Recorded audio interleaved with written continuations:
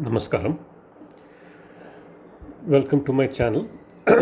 Today, before we go into the Gita again, I'd like to share something which occurred in my life around 2009.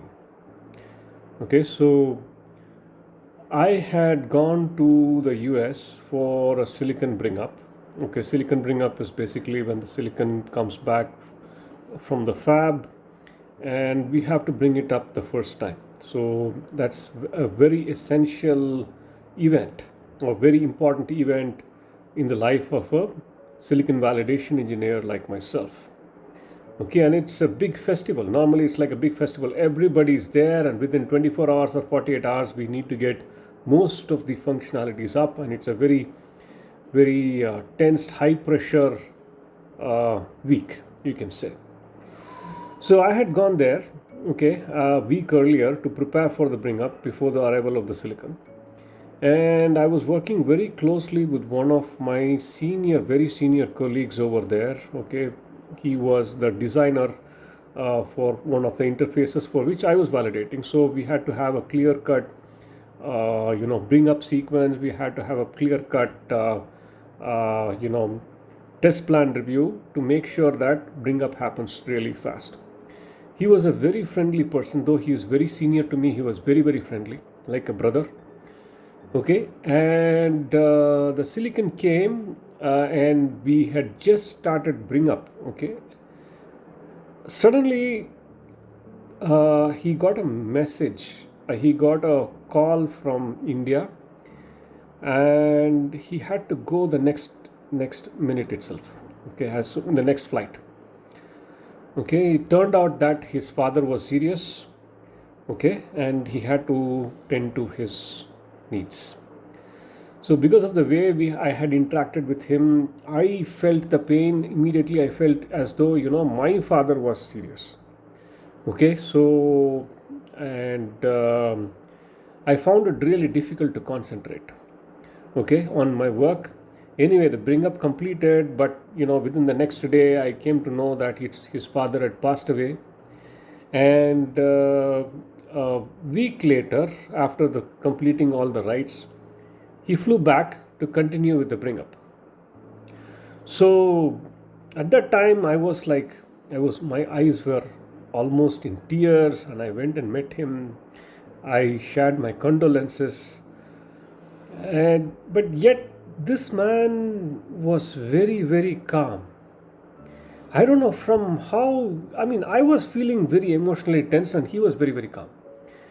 I was like then I asked him, from where are you drawing your calmness? Okay.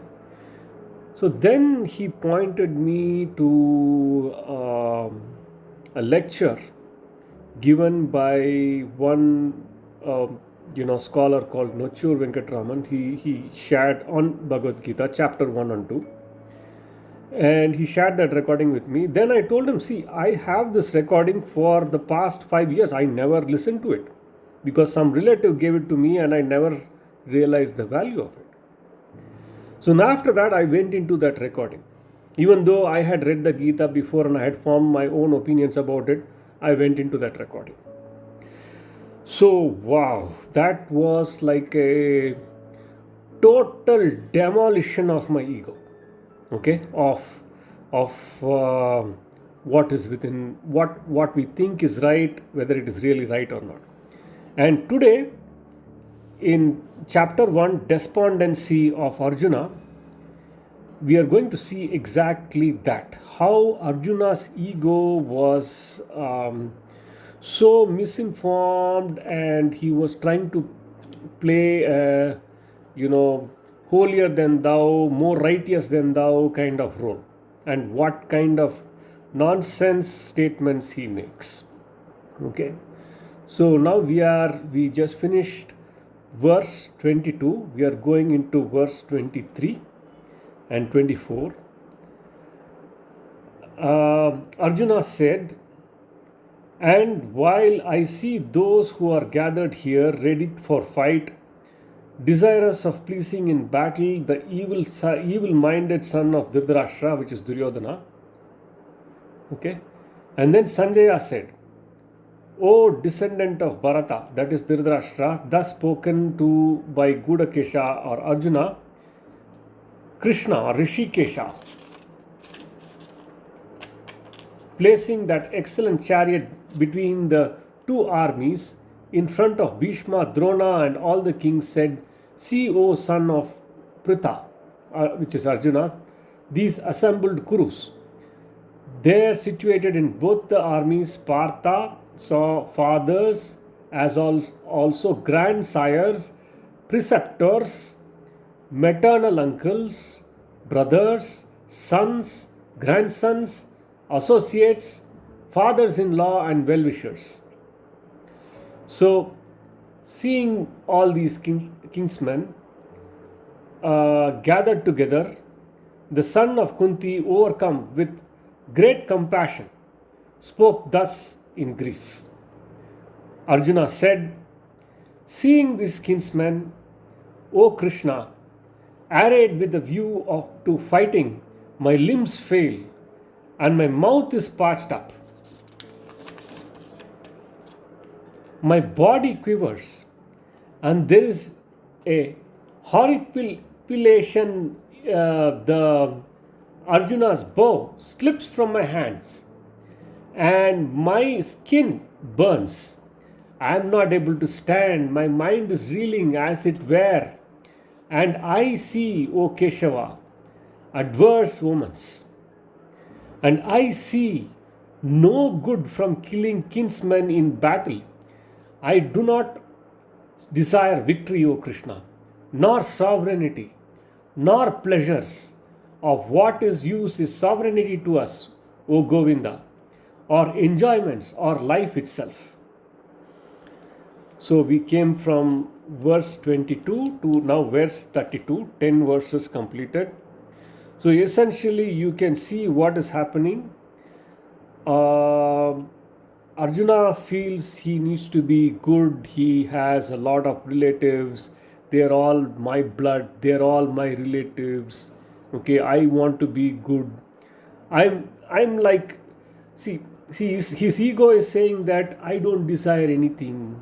I want to give up my, all my desires. I don't need to win this battle. Okay, so I don't want to kill kinsmen.